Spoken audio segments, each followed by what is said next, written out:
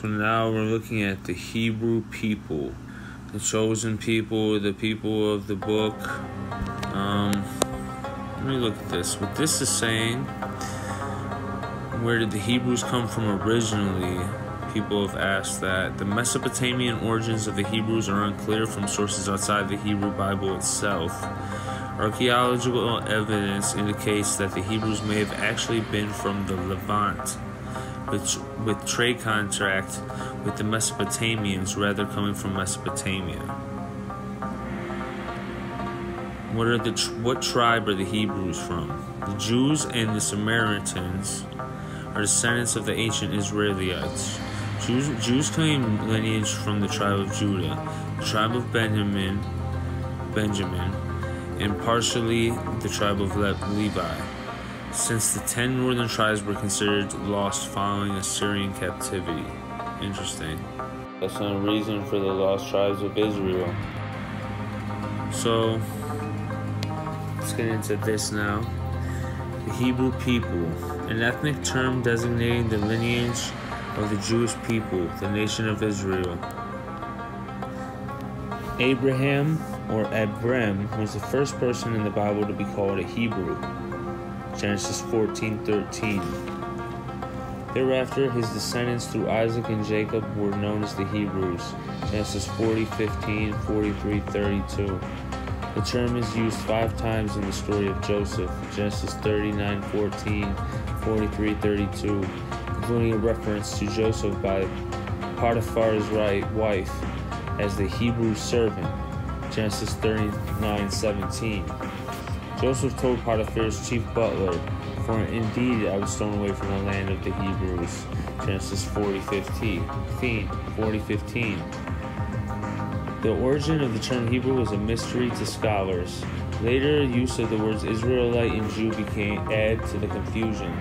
Some believe the word came from a prominent man of the ancient Middle East known as Eber. Eber was a descendant of Noah through Shem and the ancestor of Abraham. Eber, literally meaning on the other side of, may allude to Abraham's departure from Ur, a region east of the Euphrates River. This possibly harmonizes with a statement made by God to the Hebrew people in Joshua's time. Then I took your father Abraham from the other side of the river, led him through all the land of Canaan, and multiplied his descendants and gave him Isaac. To Isaac I give Jacob and Esau. Joshua 24:3-4. Of Eber's descendants, Abraham, Nahor, and Lot stand out. The genealogical list in Genesis 10 and other passages indicate that Abraham was the ancestor of the Hebrews, Nahor was the ancestor of the Armenians, and Lot was the ancestor of the Moabites and the Ammonites. Genesis 10, 21, 24, 25, 11, 14, 27. Still other scholars believe the Hebrew people sprang from the people known as the Hebrew. These people are mentioned in the clay tablets during the 18th and 19th centuries BC. They are also featured in the Nuzian Hittites, the Armenian documents of the 14th and 15th century BC. Some effort has been made to identify Hebrew tapiru, a term which indicates the Hebrews were donkey drivers. There is a considerable evidence of the Old Testament that Hebrews regarded themselves as a composite race. Composite can mean meaning of various parts or elements. In their wandering tribal days and during their early years in Canaan, the Hebrews experienced a mixture of bloods through marriage with surrounding peoples. When Abraham sought a suitable wife for Isaac, he sent to Padam Aram near Haran for Rebekah, daughter of the Syrian Bethuel. Go into a lot of the Arab clan. Genesis 24:10, 25:20. Jacob found Rachel the same location. Wow. Genesis 28:29. Strains of Egyptian blood also appeared in the family of Joseph through Asenath's 2 sons, Ephraim and Manasseh. Genesis 41:50-52. Moses had a Midianite wife, Zipporah. Exodus 18, 1 through 7, and an unnamed Ethiopian Cushite wife. Wow. Numbers 12:1. Although several unanswered questions about the origin of Hebrews, well, they said that Moses was dark, so if he had a wife from Ethiopia, that's interesting. There definitely, I already know there's black lineages. I already know that there's African lineages involved with these tribes. Continent is close to Asia. I mean, that was one of the closest continents. Actually, although several unanswered questions about the origin of the Hebrews remain, no culture has equaled their contribution to mankind. In a pagan's world with many gods, the Hebrews worshipped one supreme holy God who demanded righteousness in his people. From the Hebrews also sprang Jesus Christ, our great high priest, who gave his life to set us free from the curse of sin. Hebrew language things I'm looking at. Hebrew language, Semitic language of the northern central, also called northwestern group.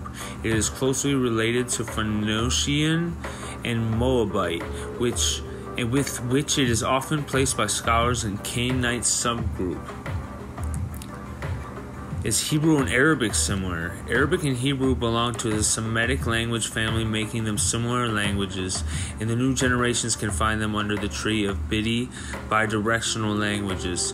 The structures, pronunciations, words resemble one another, however, they are separate languages. Languages around Jesus' time were Greek, Aramaic, Hebrew, and Latin. What I mean by time is also place, so where he would have been found. Running or traveling to so many places, of course, I'm sure he knew Hebrew without question, and then Aramaic possibly for traders in the sea, and then definitely some Latin for the soldiers. So I'm gonna try literal the Lord's Prayer right now in Hebrew.